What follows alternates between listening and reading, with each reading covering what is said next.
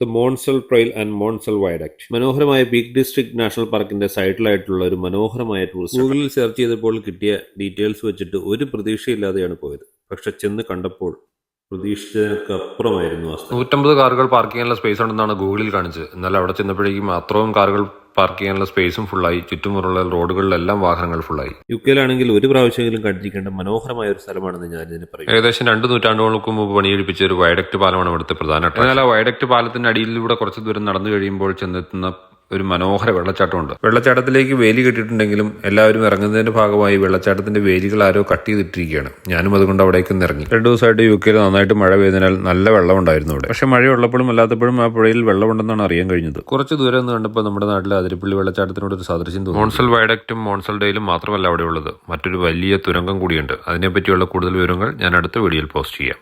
കൂടുതൽ വിവരങ്ങൾ അറിയേണ്ടവർ comment please. അപ്പോൾ നമുക്ക് ഇതുപോലുള്ള വീഡിയോകളിൽ വീണ്ടും കാണാം. ബൈ.